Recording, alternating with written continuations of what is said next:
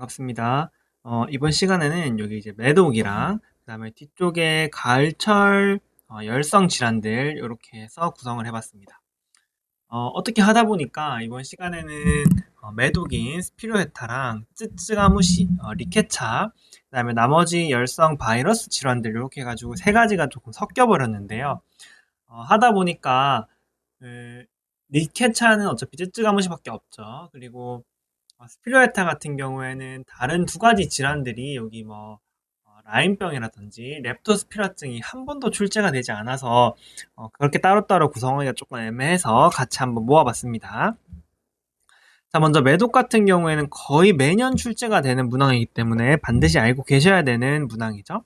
자, 매독은 매독균이라고 부르는 뭐 용어가 있지만 이름이 정확하게 있지만 우리가 보통 매독균이라고 부르는 그런 균에 대한 감염되는 질환으로 검사를 하는 법을 조금 알고 계셔야 됩니다. 검사는 크게 선별 검사와 확진 검사가 있는데요. 선별 검사는 우리는 한글도 조금 알아둬야 되니까 매독 혈청 검사라고 부릅니다. 그래서 우리가 보통 VDRL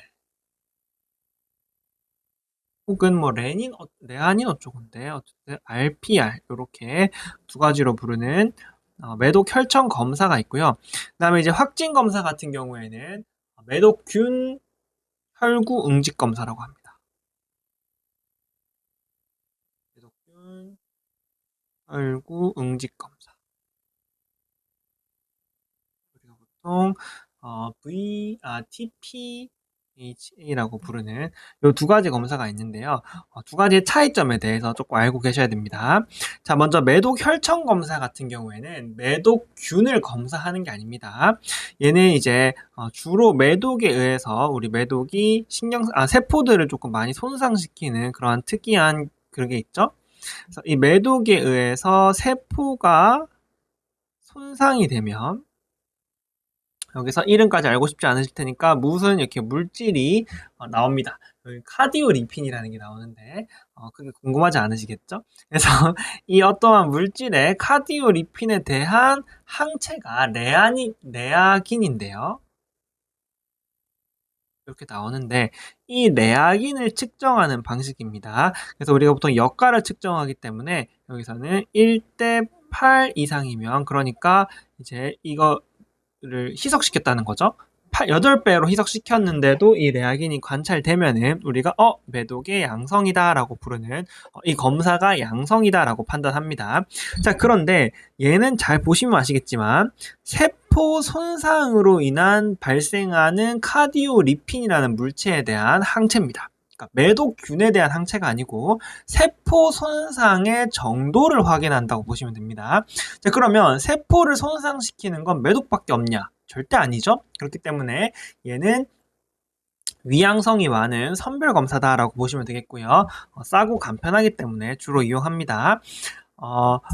그래서 여기서 이제 양성이 떴다면 우리는 확진 검사를 해야 되겠죠. 그래서 매독균 혈구 응집 검사인데 얘는 이제 매독균에 대한 항체를 검사한다라고 보시면 됩니다. 직접적인 항체를 검사하는 거죠. 그래서 이름이 요거 말고도 뭐 다른 게 하나 있는데 이 한글이 아니라면 항체 어쩌고 저쩌고가 나옵니다. 매독균 항체 어쩌고 저쩌고가 나오니까 매독균에 대한 항체를 검사하는 방식이구나 라고 생각하시면 되겠습니다. 자, 얘는 양성이거나 있거나 없거나 둘 중 하나입니다. 응집이 되거나 안 되거나니까. 자, 그러면은 문제에서는 뭐가 많이 나오냐 하면은 요게 이제 핵심입니다. 문제는 요 매독균 혈구 응집 검사는 매독균에 대한 항체를 검사하는 검사법이죠.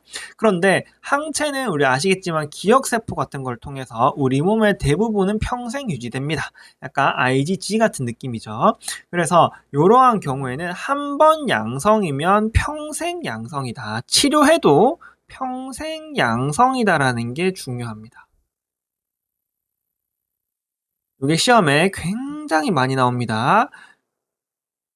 약간 야 평생 양성이게 아니게 이런 식으로 문제는 당연히 안 나오겠죠. 주로 문제가 야 얘가 치료를 받았어. 그런데 TPHA가 양성이네? 너 어떻게 할래? 약간 이렇게 나옵니다. 그러면은 요거 양성이 나왔다면은 우리는 이제 시험 문제 정답으로 두 가지가 있습니다. 하나는 그건 어차피 평생 양성이니까 VDRL의 역가를 검사하겠다. 이렇게 좀 반대인 거죠. 선별 검사를 안 하고 확진 검사만 띡 가져온 겁니다. 그래서 매독근 혈구 응집 검사가 양성이래. 너 뭐 할 거야? 큰일 났다. 매독이다. 치료해야 된다. 라고 하시면 안 되겠죠. 얘는 한번 치료를 이미 받았을 수도 있습니다. 그렇기 때문에 이거는 평생 양성이기 때문에 VDRL을 반드시 확인을 해보셔야겠다 하시면 되겠습니다. 자, 그런데 두 번째로 VDRL을 준 겁니다. 예를 들어서 VDRL이 1대 1에 그럼 1대 8이 안 되잖아요. 그럼 음성이란 말입니다. 그런데 여기 이제 TPHA가 양성이래. 이거 뭐냐? 치료할 거야 말 거야? 아닙니다. 얘는 이미 치료를 받았다는 얘기죠. 그래서 여기서 보시면은 이렇게 해가지고 이거 양성이니까 감염된 적이 있다는 얘기고 요게 음성이니까 지금 당장은 감염이 안 돼 있다. 쉽게 말해서 치료를 받은 환자다라고 보시면 되겠습니다. 자, 이런 식으로 문제가 주로 나옵니다. 이렇게 보시면 되겠고요. 오케이. 그러면은 이렇게 검사하는 방법 알았고, 그러면은 이제 이 진단에 대해서 조금 알아볼게요. 매독은 크게 1기와 2기가 있는데요. 1기 같은 경우에는 여러분들이 많이 아시는 요거죠. 생식기의 무통성 단일 궤양이다. 이제 1기다라고 보시면 되겠고요. 자, 1기는 이제 딱 봐도 솔직히 우리가 딱 보면 아시겠지만 2기가 조금 안 익숙하실 수 있어요. 2기 같은 경우에는 요런 손이나 발 같은데 요런 반점 같은 게 나오고요. 그 다음에 요 평평 콘딜로마가 매독밖에 없습니다. 특히 손발에 발생하는 평평 콘딜로마는 이렇게 막 딱 보이시죠? 이 흰색으로 이렇게 콘딜로마처럼 이렇게 나오는 거는 매독밖에 없기 때문에 이걸 보시고 우리는 매독이다 라고 생각하시면 되겠습니다. 그래서 1기 같은 경우에는 보통 생식 궤양으로 먼저 발현이 되고 여기서 치료를 하지 않으면 피를 타고 혈행성으로 전신으로 전파되면서 주로 손 같은데 이런 식으로 손이나 발 같은데 주로 나오게 됩니다. 치료는 굉장히 유명한 벤자딘 페니실린이죠. 페니실린 G를 IM으로 근주한다라고 보시면 되겠습니다. 이렇게 하시면은 사실상 매독이 끝났고요. 그 다음에 대부분의 문제는 요 안으로 나옵니다. 그래서 대부분의 문제는 어떻게 나오냐 하면 아까 말씀드렸듯이 이러한 검사 결과를 주고 너 치료할래? 아니면은 치료된 거니까 경과 관찰할래? 이렇게 주로 나옵니다. 요거를 잘 확인하시면 되겠습니다. 막 이런 식으로 나옵니다. 무슨 환자가 왔는데 피 검사가 이상하다고 왔어. 내 과거에 치료받은 적이 있대 라고 하거나 아니면 어떻게 했대. 치료할래 말래 이렇게 나옵니다. 그래서 요거를 선택하시는 문제가 주로 나온다 라고 보시면 되겠고요. 자, 신경매독 같은 경우에는 이제 보통 우리가 3기라고 부르는 매독 중에 대표적인 거죠. 신경매독 같은 경우에는 신경을 침범하기 때문에 두통이 아니고 감각 이상이나 눈이 잘 안 보인다거나 아니면 뭐에 감각이 이상하다거나 아니면은 안구가 동공 이상으로 표현할게요. 동공이 조금 이상해진다거나 한 경우로 나옵니다. 하여튼 뭔가 매독은 주어집니다. 뭔가 매독인데 감각도 이상하고 동공도 이상해. 너 뭐 할래? 라고 표현하면은 매독인데는 문제가 생식기 궤양으로 나왔어요. 어쨌든 이렇대. 너 뭐 할래? 하면은 이제 CSF를 측정해서 이 CSF로 이런 검사를 VDRL을 하시면 되겠다. 시험 문제가 딱 한 번 나온 적이 있는데 뭐 할래 했을 때 CSF를 채취하겠다. 이거 이제 정답이었습니다. 잠복 매독 같은 경우에는 보통 요거랑 이제 같이 나옵니다. 그래서 증상은 없는데 VDRL이 1대 8 이상이고 양성이란 얘기죠. 그러면서 TPHA가 포지티브가 나왔다. 그러니까 Q는 있는데 증상은 없다라고 보시면 되겠고요. 자, 이 경우에 이제 환자분이 보통 문제가 치료를 받았다고 나옵니다. 그래서 또 뭐 할래? 라고 문제가 나오는데, 일단 잠복 매독에 대해서 설명을 조금 드리자면, 이런 경우에는 이제 크게 두 가지가 나옵니다. 하나는 조기 잠복 매독이 있고요. 하나는 후기 잠복 매독이 있습니다. 그래서 잠복 매독 같은 경우에는 감염된 지 1년 이내의 경우를 의미하고, 요 경우에는 벤자딘 페니실린을 1회 근주합니다. 요거랑 똑같죠? 자, 그런데 후기 잠복 매독 같은 경우에는 감염된 지 1년 이후입니다. 요 경우에는 그 잠복된 지가 오래돼서 균이 우리 몸으로 좀 깊숙이 파고들었을 가능성이 많습니다. 그래서 항생제의 농도를 조금 유지시켜주는 게 좋기 때문에 주에 1회씩 총 3회 근주합니다. 그런 차이가 있고요. 그런데 우리는 이거 지금 잠복 매독이잖아요. 그래서 증상이 없단 말이죠. 증상이 없는데 네가 감염된 지 1년 이내인지 1년 이후인지 어떻게 알아? 그래서 예를 들어서 뭐 옛날에는 없었는데 1년 전에는 없었는데 오늘 보니까 갑자기 이런 검사가 나왔네요. 가 아닌 경우에는 대부분 후기로 보시면 되겠다. 별은 아니죠. 시험 문제 나온 적이 없으니까. 라고 보시면 되겠다. 하시면 되겠습니다. 자, 잠복 매독으로 그래서 요거를 1회 근주할래, 3회 근주할래라는 문제가 나왔냐? 단 한 번도 나온 적이 없습니다. 보통은 그냥 문제에서 옛날에 뭐 어떻게 해서 3회 근주했대 라고 말이 나옵니다. 그래서 그걸 보시고 후기 잠복 매독으로 진단을 받고 3회 근주를 했구나 라고 그냥 생각을 하시면 됩니다. 시험 문제 나온 적은 단 한 번도 없습니다. 시험 문제는 아까 말씀드렸다시피 요거 주어지고 치료할래? 아니면은 경과 관찰할래? 요게 시험에 나옵니다. 그래서 여기만 조금 집중해서 보시면 좋을 것 같습니다. 자, 요렇게 하면 매독이 끝났고요. 자, 두 번째는 가을철 열성 질환군들이죠. 보통 대부분의 경우에는 뭐에 물리거나 아니면은 뭐 하여튼 동물에 뭔가 혹은 진드기에 뭔가 물리거나 아니면은 뭐 이런 쪽으로 나옵니다. 그래서 이 세 가지의 공통점은 야외 활동 후 발열이 있으면은 이거 가을철 열성 질환군이다 라고 생각을 하시면 됩니다. 그래서 여기 다 똑같습니다. 여기 딱 보이면은 야외 활동 후 발열이 딱 보이면 이 셋 중 하나구나 라는 마음을 가지고 문제 접근하시면 됩니다. 뭐 성묘를 갔다던가 아니면 뭐 농밭 일을 했다던가 낚시를 갔다던가 이런 야외 활동들 있죠. 조금 자연에 가까운 활동들을 하면서 한 이후에 발열이 발생했다라고 말하면 이거 셋 중 하나다라고 생각하시면 되겠고요. 자, 얘는 원인이 진드기고요. 이 둘은 진드기입니다. 뒤에 물림도 적을까요? 물림입니다. 자, 신증후군 출현율 같은 경우에는 들쥐입니다. 들쥐의 배설물. 이 배설물이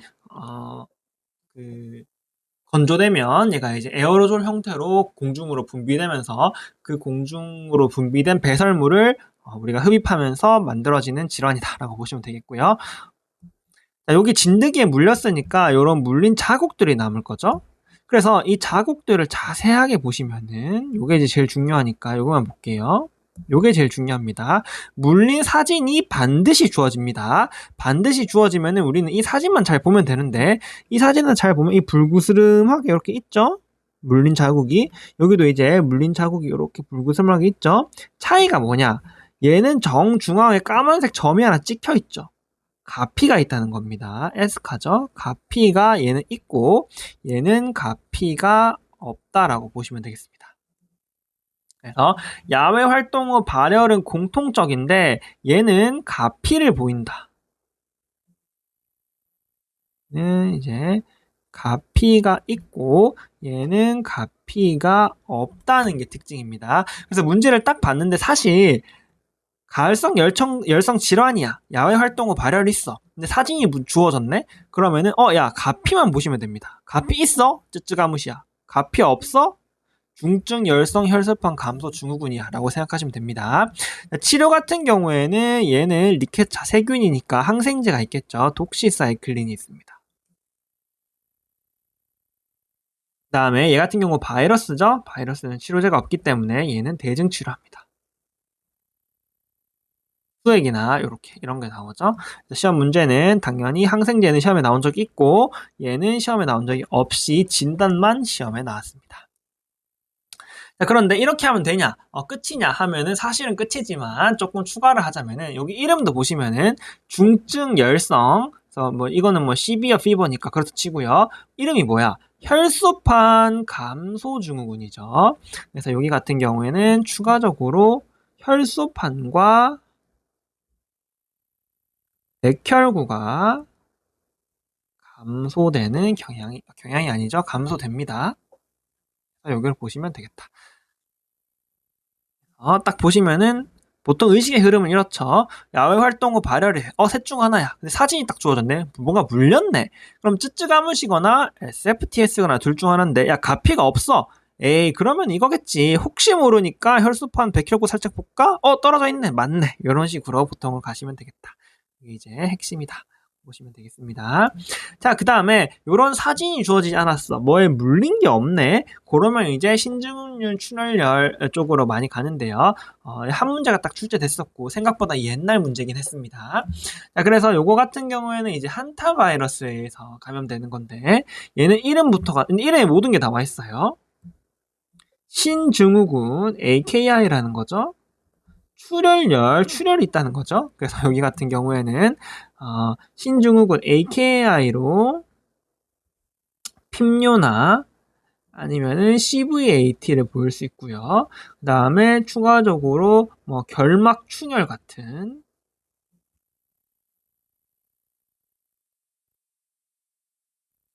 출혈 경향성을 보일 수 있다. 요거를 보시고 확인을 하시면 되겠다. 자, 치료 같은 경우에는 얘도 바이러스이기 때문에 대증 치료하는데요. 여기는 이제 AKI가 동반되었기 때문에 이 AKI를 치료해주기 위해 투석을 진행해 줄 수 있겠습니다. 시험 정답은 투석으로 나왔습니다. 근데 진짜 나머지가 투석밖에 할 게 없었어요. 막 면역 글로불린, 스테로이드, 항생제 막 이런 거였습니다. 그런 거일 수가 없으니까 투석을 고르시면 되겠다 라고 하시면 이렇게 가열철 열성 질환군에 대해서 해봤고요. 시험 문제 경향은 쯔쯔가무시가 최근에도 많이 출제되고 있고요. 요거 두 개는 생각보다 꽤나 옛날 질환, 옛날 출제됐기 때문에 참고해 주시면 되겠고, 쯔쯔가무시는 최근에도 많이 출제되고 있습니다. 그래서 이 가피를 보시고 독시사이클린 선택하시는 건 조금 중요할 것 같고요. 그 다음에 아시다시피 독시사이클린이 정답으로 나오는 경우에는 우리는 항상 임신 여부를 파악해야 됩니다. 임산부에서 독시사이클린 쓰면 안 되죠. 그럴 때는 아지스로마이신으로 바꿔주셔야 된다는 거. 최근에도 그게 출제됐습니다. 그 다음에 이제 여기서 이번 시간에 제일 중요한 거는 여기 이제 매독이다 라고 보시면 되겠습니다. 네, 수고하셨습니다.